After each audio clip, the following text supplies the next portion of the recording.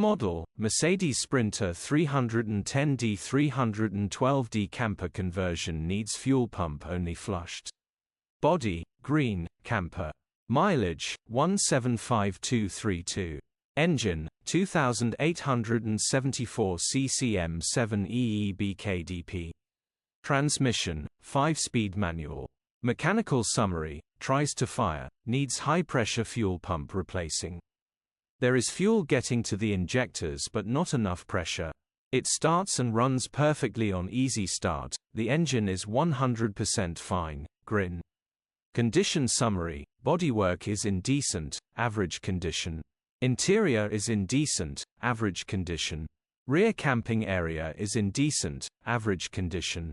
Features, fully converted campervan. HPI, clear. Click the link in the description for pictures and more info.